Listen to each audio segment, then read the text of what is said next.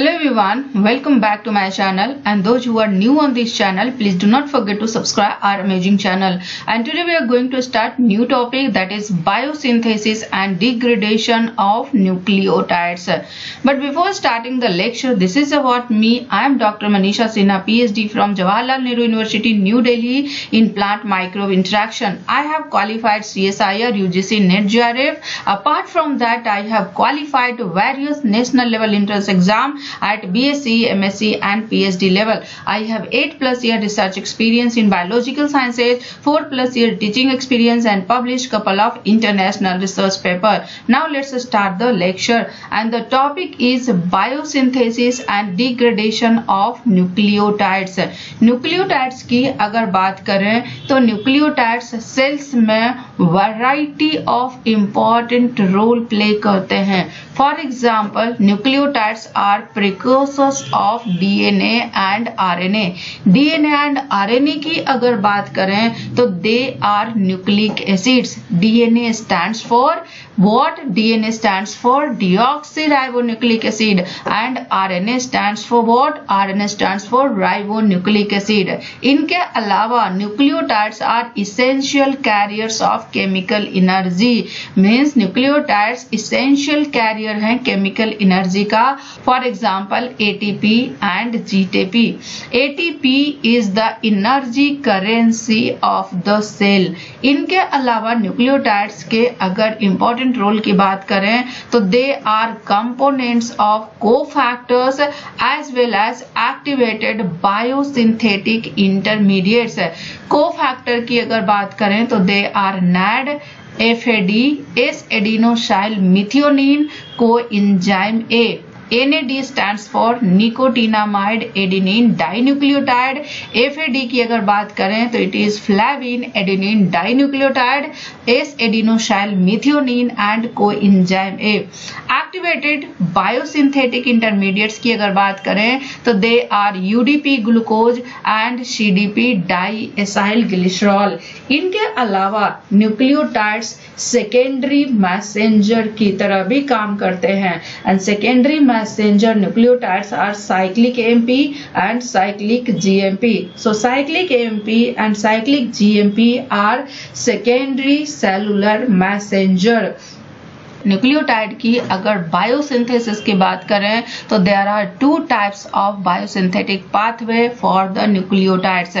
First one is the de novo pathway and second one is the salvage pathway. So de novo pathway and salvage pathway दो तरह के pathway हैं nucleotide biosynthesis का.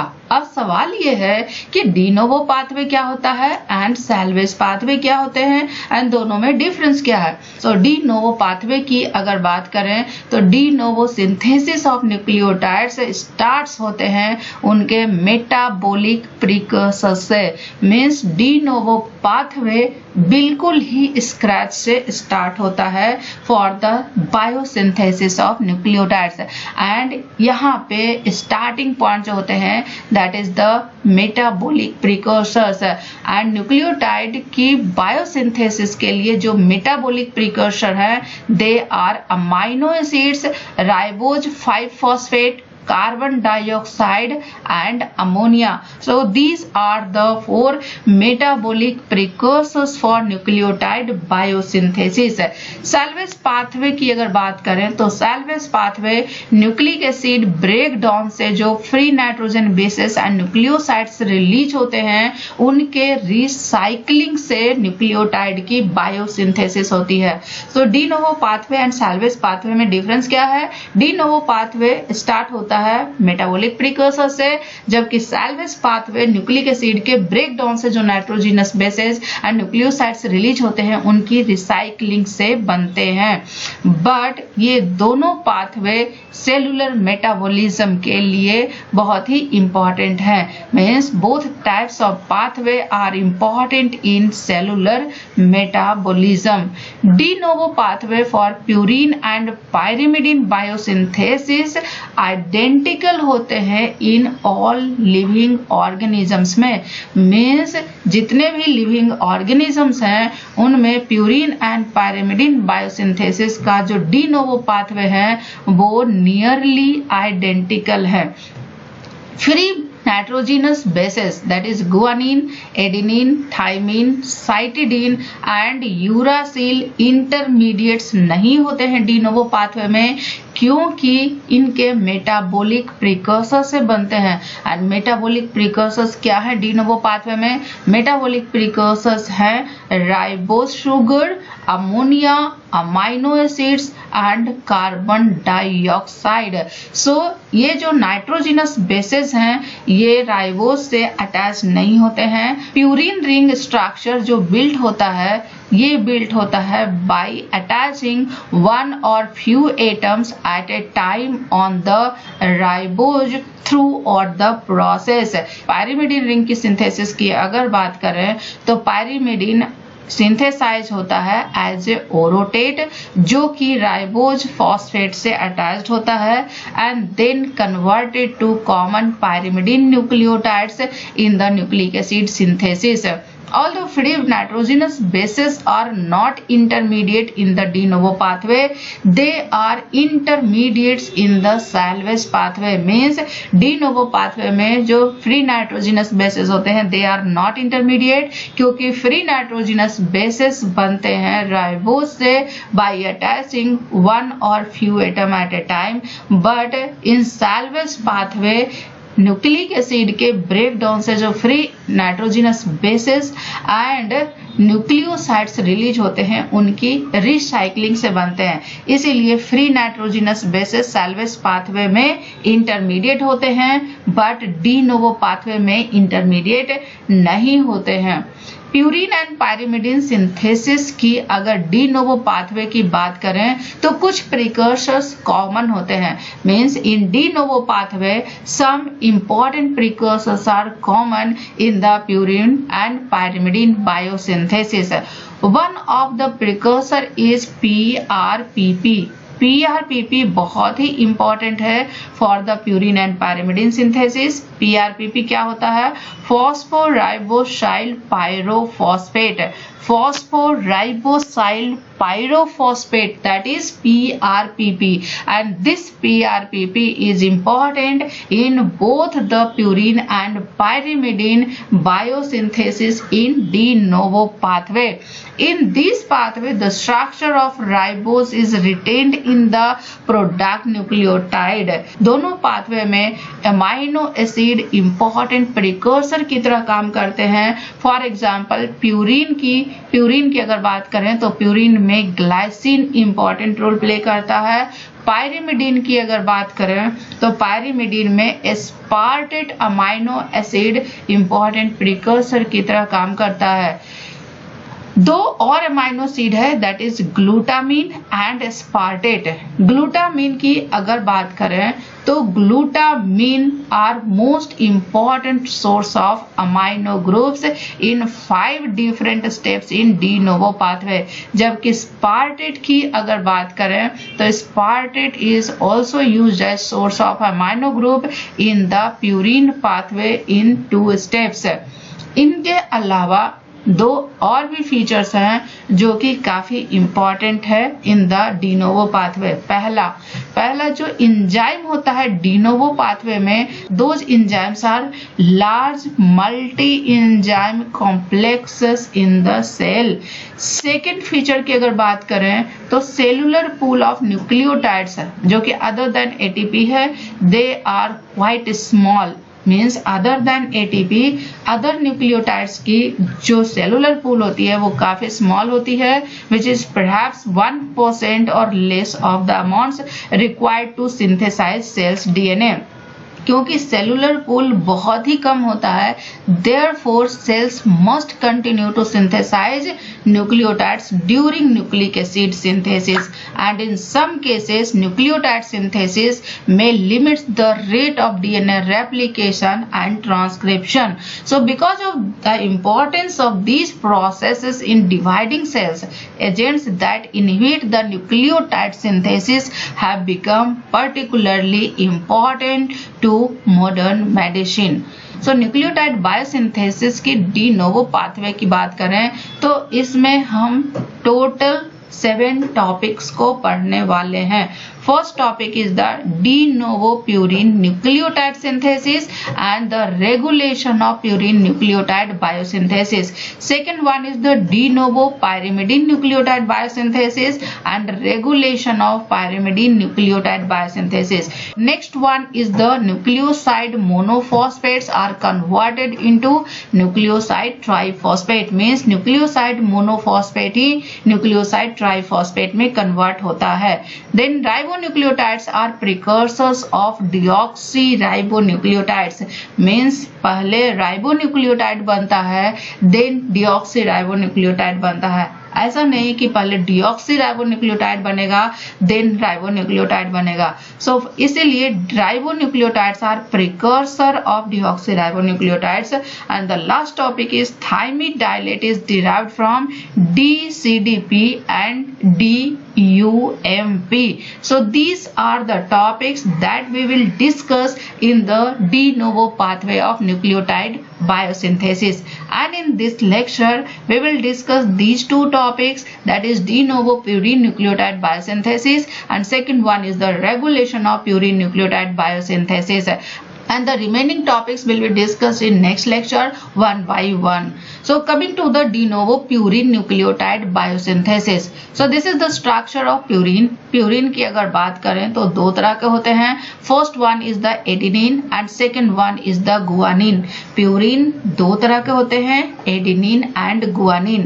Purine की अगर बात करें तो purine बाईसाइक्लिक कंपाउंड है, मीन्स इसमें 2 साइक्लिक रिंग प्रेजेंट होते हैं. एक रिंग जो होता है वो 6 मेंबर्ड रिंग होता है, दूसरे रिंग जो होते हैं वो 5 मेंबर्ड रिंग होते हैं. सिमिलरली गुआनिन में भी एक ring 6 membered ring, second one is the 5 membered ring. Adenine and guanine में डिफरेंस क्या है? जो इनका स्केलेटन होता है वो सेम होता है, डिफर करता है सिर्फ और सिर्फ सब्स्टिट्यूएंट्स में.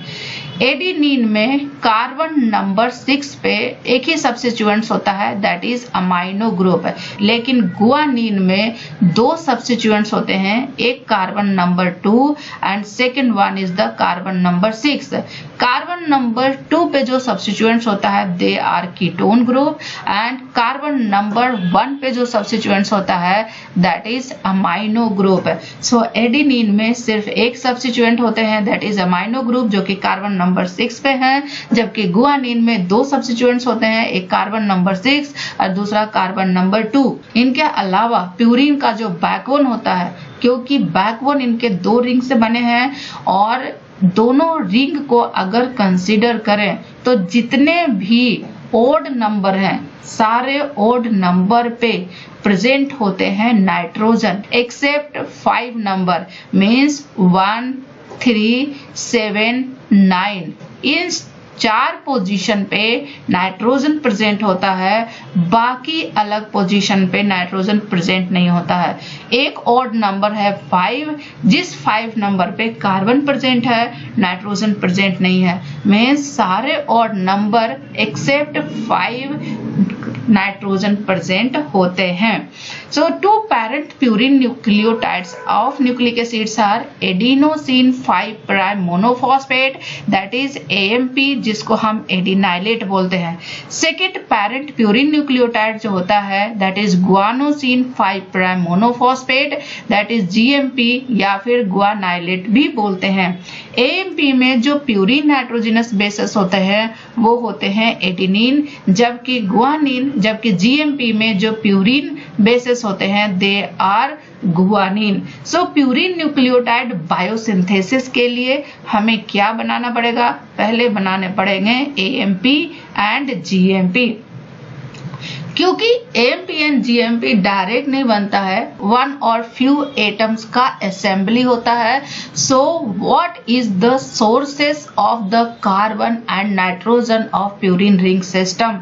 Origin of carbon and nitrogen atom of purine ring system की अगर बात करें, सो this is the first position, second position, third position, fourth position, fifth position, sixth position, 7, 8 and 9.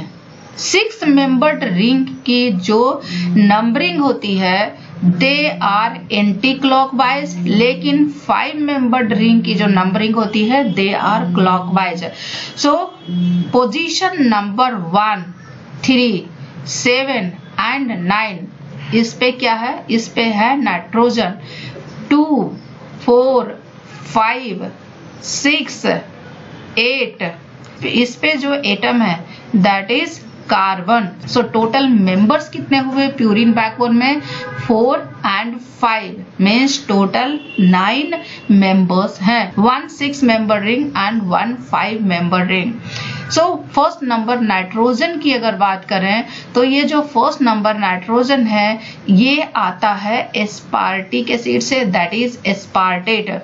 Second number carbon की अगर बात करें तो this comes from format.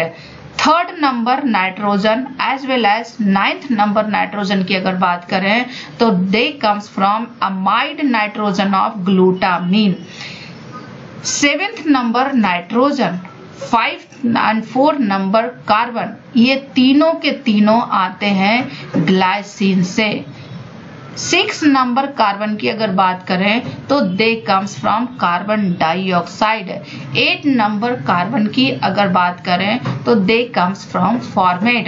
So 2 carbon number 2 and carbon number 8 इनका सोर्स क्या है? Format.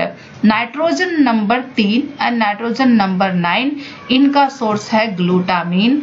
Carbon number 4, 5 and nitrogen number 7 का source है ग्लाइसिन एंड कार्बन नंबर 6 का सोर्स है कार्बन डाइऑक्साइड. सो प्यूरिन रिंग सिस्टम में जो नाइट्रोजन है टोटल 4 नाइट्रोजन है एंड चारों नाइट्रोजन किसी न किसी अमाइनो एसिड से आते हैं. एक नाइट्रोजन आता है ग्लाइसिन से, एक नाइट्रोजन आता है स्पार्टेट से एंड 2 नाइट्रोजन आते हैं किससे? ग्लूटामीन से. और कार्बन की अगर बात करें तो टोटल 5 कार्बन है. 5 कार्बन में से 2 कार्बन का सोर्स ग्लाइसिन है, 1 कार्बन का सोर्स कार्बन डाइऑक्साइड है और 2 कार्बन का सोर्स फॉर्मेट है. And the origin of carbon and nitrogen atom of purine ring system was determined by John Buchanan using an experiment, isotopic tracer experiments in words, and the detailed pathway of purine biosynthesis was worked on primarily by Buchanan and G. Robert Greenberg in 1950s. So this is all about origin of carbon and nitrogen atom of purine ring system. And this is the pathway of purine biosynthesis. First pathway की बात करें तो first pathway में इनका जो main source है that is PRPP. PRPP is what? PRPP is 5-phosphoribosyle 1-pyrophosphate.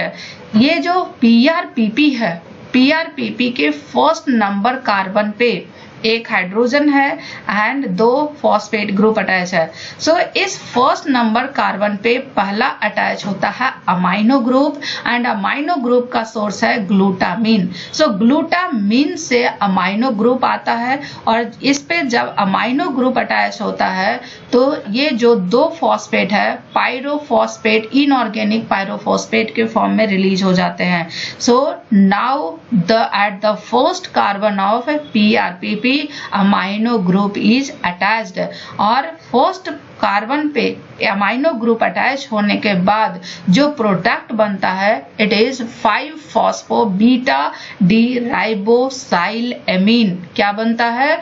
5-फॉस्फो-बीटा डी-राइबोसाइल amine, जिसको हम 5-फॉस्फो-राइबोसाइल एमीन भी बोलते हैं. And this reaction is catalysed by which enzyme? Enzyme is glutamine PRPP एबिडोट्रांसफरेज.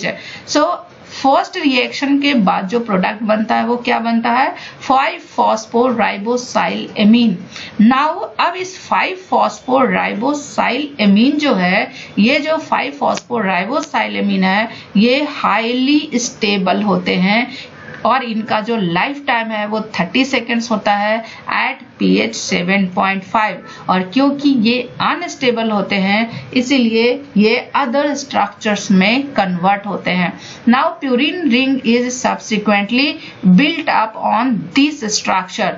Which structure, five phosphoribosylamine पे।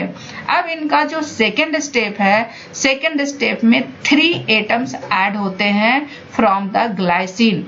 फर्स्ट कार्बन पे क्या add हुआ, अमाइनो ग्रुप, और ये पूरा का पूरा स्ट्रक्चर को रिप्रेजेंट करते हैं आर ग्रुप से। So this is the R group and the remaining structure is amino group.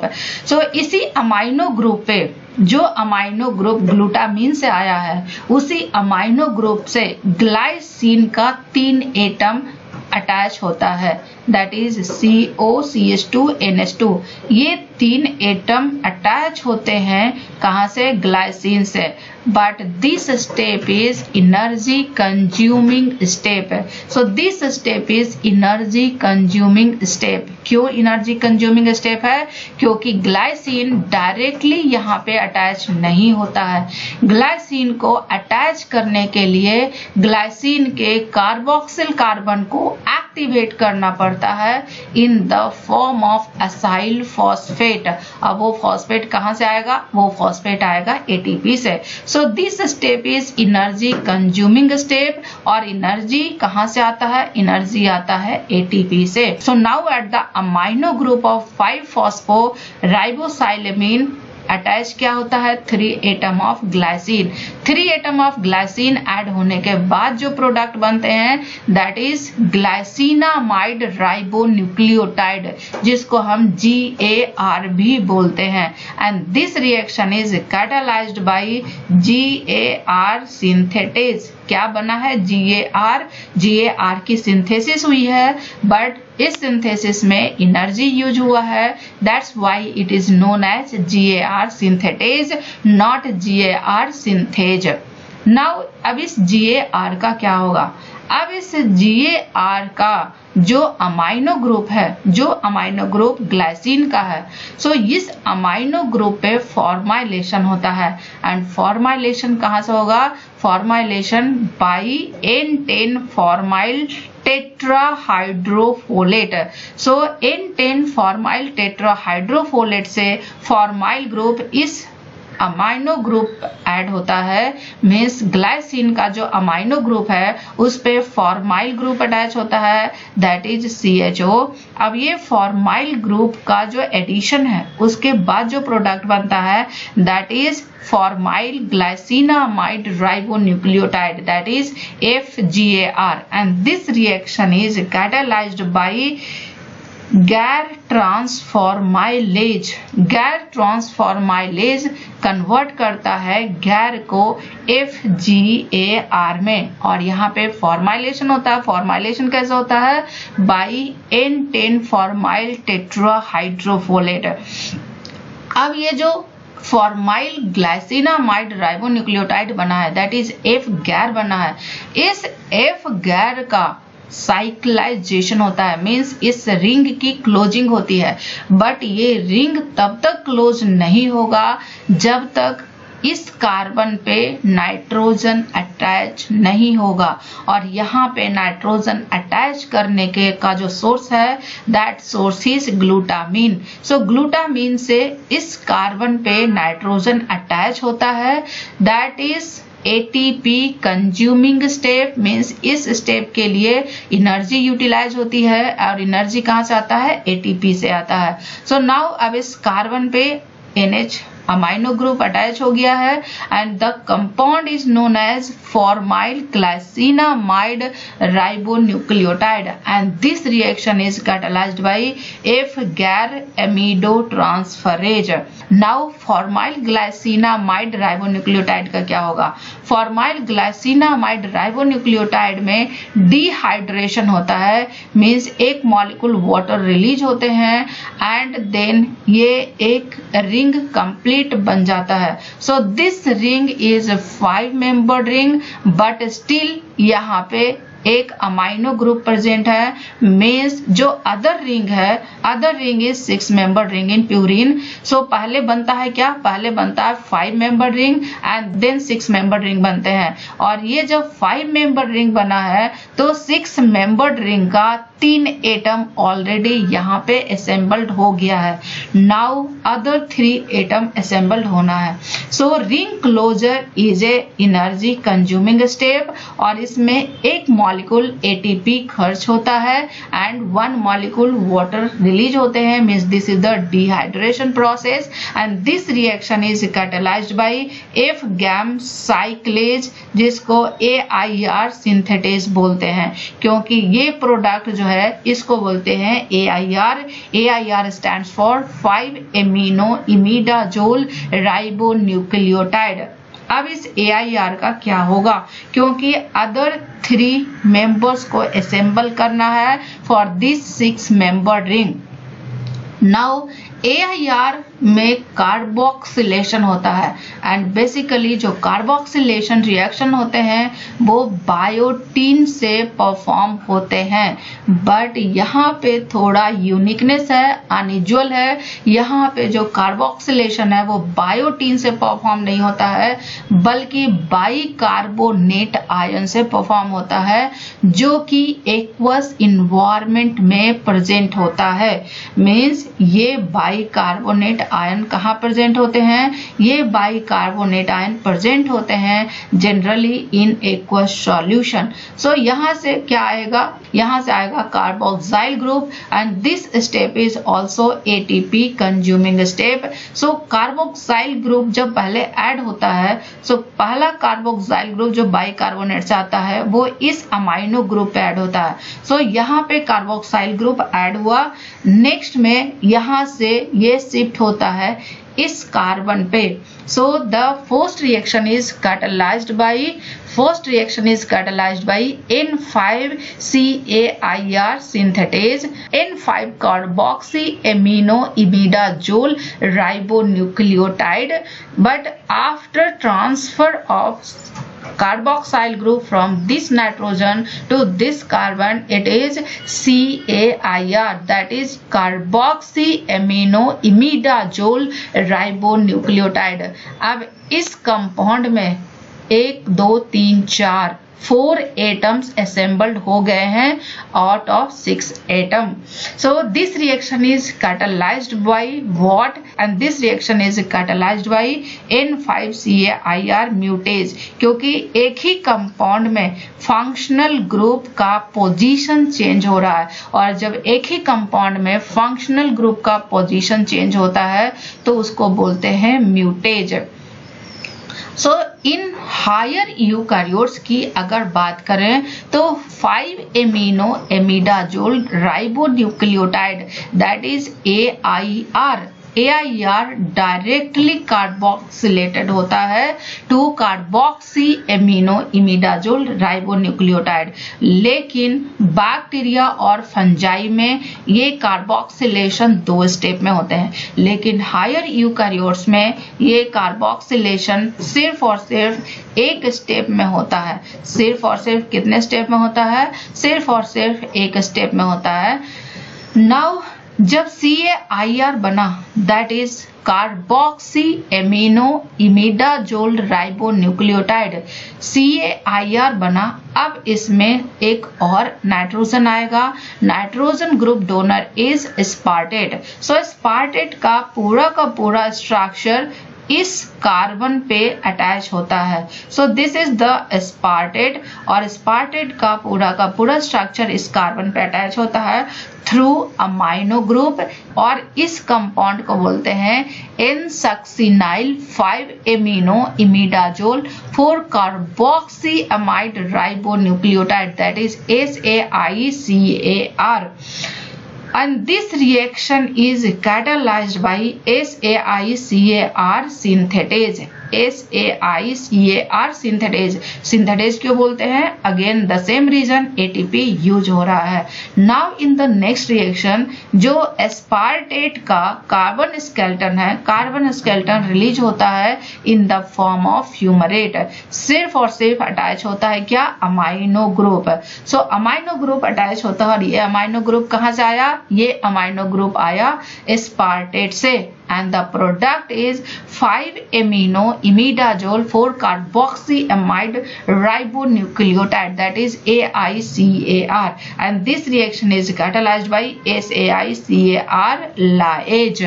Now the product is AICAR. अब इस AICAR का क्या होगा?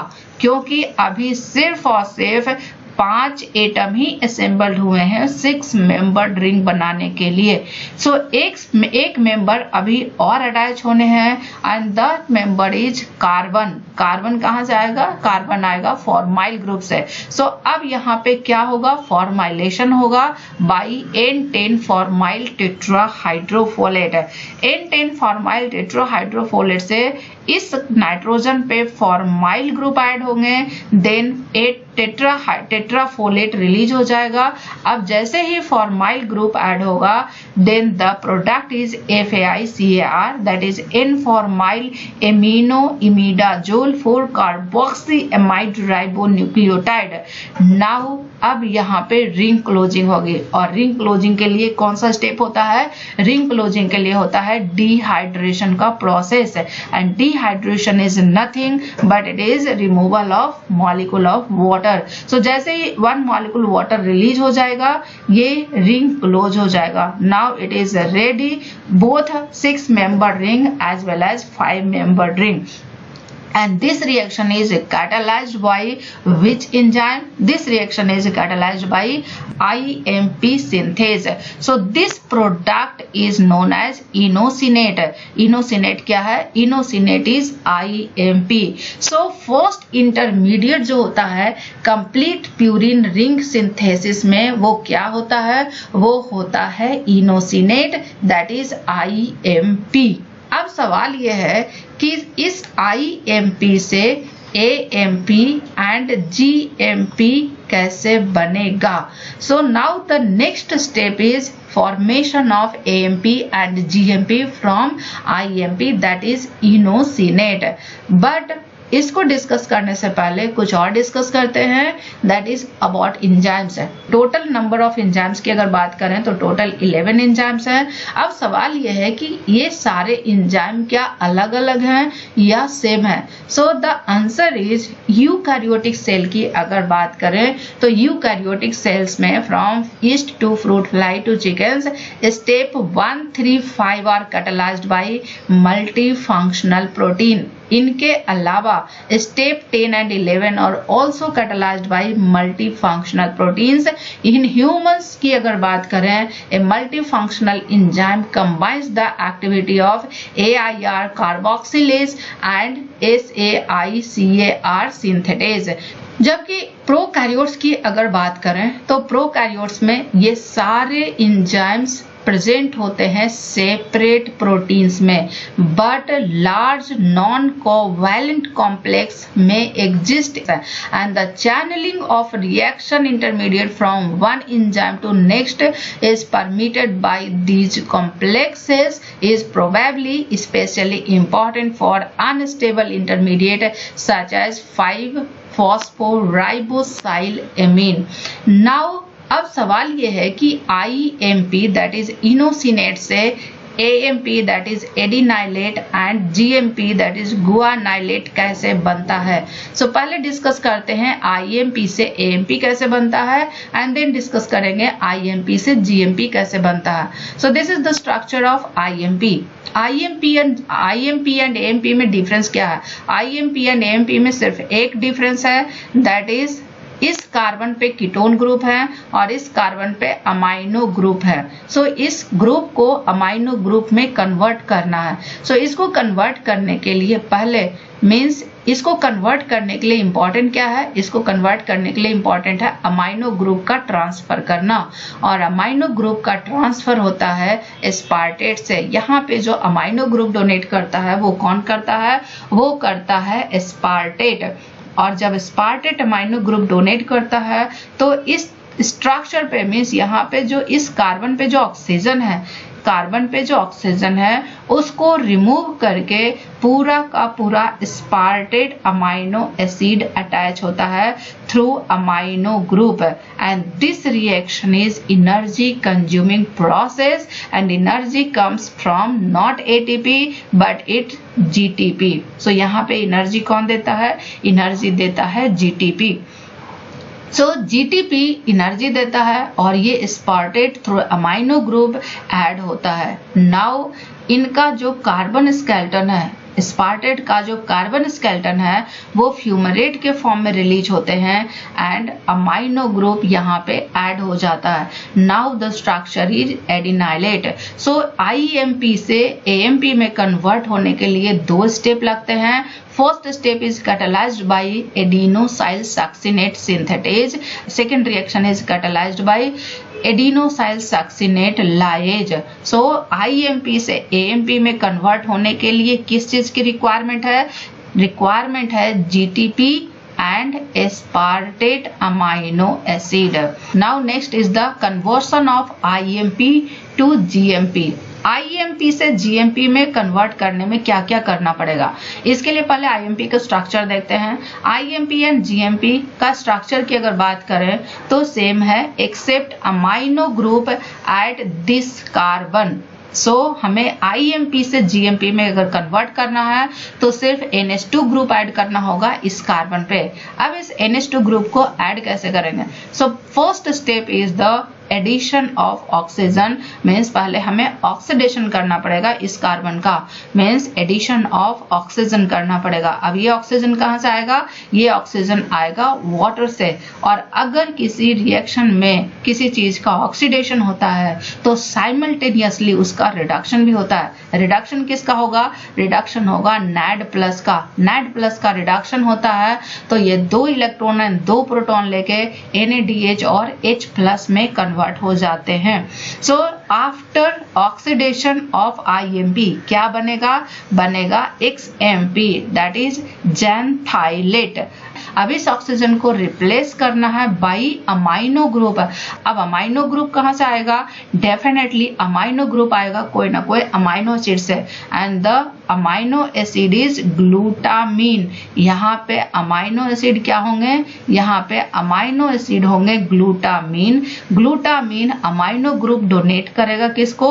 XMP को, दैट इज जेनथाइलेट को, and this reaction is also energy consuming, but यहाँ पे एनर्जी आता है कहाँ से? एनर्जी आता है ATP से, एंड देन GMP में कन्वर्ट होते हैं, दैट इज गुआनाइलेट में कन्वर्ट होते हैं। सो AMP का फॉर्मेशन एंड GMP के फॉर्मेशन में कुछ इंपॉर्टेंट चीजें हैं। AMP के फॉर्मेशन में जो एनर्जी आता है वो आता है GTP से, लेकिन GMP के फॉर्मेशन में जो एनर्जी आता है वो आता है ATP से। दूसरा डिफरेंस क्या है? AMP के फॉर्मेशन में जो अमाइनो एसिड डोनर है वो है एस्पार्टेट, लेकिन GMP के फॉर्मेशन में जो अमाइनो ग्रुप डोनर है that is glutamine. Third important difference क्या है?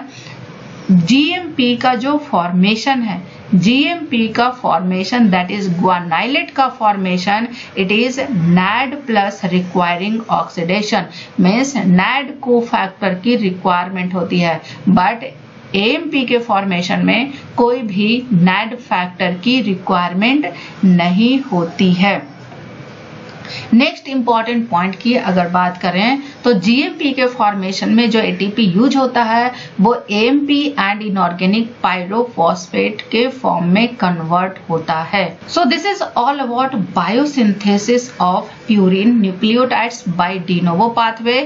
Now the next one is the regulation of purine nucleotide biosynthesis, and purine nucleotide biosynthesis is regulated by feedback inhibition, and there are three major feedback mechanisms cooperate in the regulating the overall rate of de novo purine nucleotide biosynthesis. So three major feedback mechanism है जो कि cooperate होता है for the regulation of overall rate of de novo purine nucleotide biosynthesis.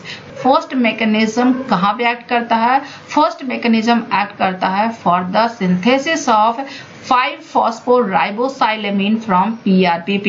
PRPP जब 5-phosphorybosylamine में convert होता है तो यहाँ पे एक फीडबैक मैकेनिज्म वर्क करता है। ये फीडबैक मैकेनिज्म वर्क कैसे करता है? PRPP से 5-phosphorybosylamine बनने में होता क्या है? PRPP से 5-phosphorybosylamine बनता है by transfer of amino group to PRPP। Means amino group PRPP पे ट्रांसफर होता है तो बनता है 5-phosphorybosylamine। और कहाँ पे ट्रांसफर होता है? PRPP के फर्स्ट कार्बन पे अमाइनो ग्रुप का ट्रांसफर होता है एंड इनऑर्गेनिक पायरोफॉस्फेट रिलीज होते हैं, and this reaction is catalysed by glutamine PRPP amidotransferase. अब इस एंजाइम की खास बात यह है कि this enzyme is inhibited by the end products. End product क्या हो सकता है? इंड प्रोडक्ट हो सकता है IMP, इंड प्रोडक्ट हो सकता है AMP, इंड प्रोडक्ट हो सकता है GMP। So AMP, GMP and IMP ये तीनों के तीनों इस एंजाइम को that is glutamine PRPP amidotransferase को इनहिबिट करता है। But out of this three end product AMP and GMP synergistically काम करता है for the inhibition of this enzyme.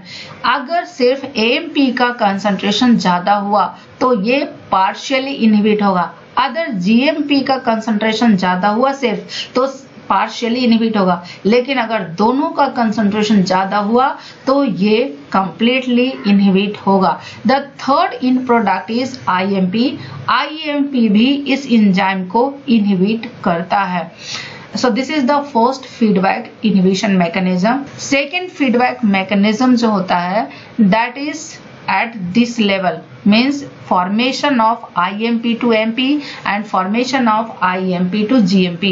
IMP से पहले बनता है एडिनोसाइल सक्सिनेट एंड देन बनता है AMP। सो जब AMP का कंसंट्रेशन ज्यादा होगा, AMP का कंसंट्रेशन ज्यादा होगा तो ये एडिनाइल सक्सिनेट सिंथेटेज को इनहिबिट करेगा, and this enzyme is responsible for catalysing the reaction of IMP to adenylo succinate. लेकिन अगर GMP का कंसंट्रेशन बढ़ता है तो ये IMP डिहाइड्रोजिनेज एंजाइम को इनहिबिट करता है, मींस IMP से XMP का फॉर्मेशन नहीं होगा। Third mechanism is controlled by ATP and GTP। ATP and GTP required होता है for the formation of GMP and AMP। ATP required होता है किस लिए? IMP से GMP में बनने के लिए, जबकि IMP से AMP बनने के लिए GTP की रिक्वायरमेंट होती है। सो थर्ड लेवल जो रेगुलेट होता है वो ATP एंड GTP से रेगुलेट होता है, and reciprocal arrangement that tends to balance the synthesis of 2 ribonucleotides. So first level कहाँ पे आता है? फर्स्ट लेवल आता है PRPP से 5-phosphorybosylamine के फॉर्मेशन पे। सेकेंड लेवल आता है IMP से या तो AMP या IMP से GMP, and third level by ATP and GTP। But ये तीन ही लेवल नहीं है, इनके अलावा एक फाइनल कंट्रोल मैकेनिज्म है, and that final control mechanism is the synthesis of PRPP। Synthesis of PRPP is catalysed by PRPP synthetase enzyme. So जो फाइनल कंट्रोल मैकेनिज्म है PRPP सिंथेटेज एंजाइम के रेगुलेशन के द्वारा है। एंड PRPP सिंथेटेज एंजाइम का जो regulation होता है that is allosteric regulation. Allosteric regulation के थ्रू होता है। ये सारे एंजाइम का जो रेगुलेशन होता है ये कैसे होता है, ये फीडबैक इनहिबिशन से होता है। लेकिन PRPP सिंथेटेज का जो रेगुलेशन होता है they are allosteric regulation and this enzyme is inhibited by what? This enzyme is inhibited by ADP and GDP। इनके अलावा metabolites from other pathway of which PRPP is the starting point। So metabolite क्या है? Metabolite is the ribose 5-phosphate। ribose 5-phosphate कहाँ से आता है? ribose 5-phosphate आता है pentose phosphate pathway से।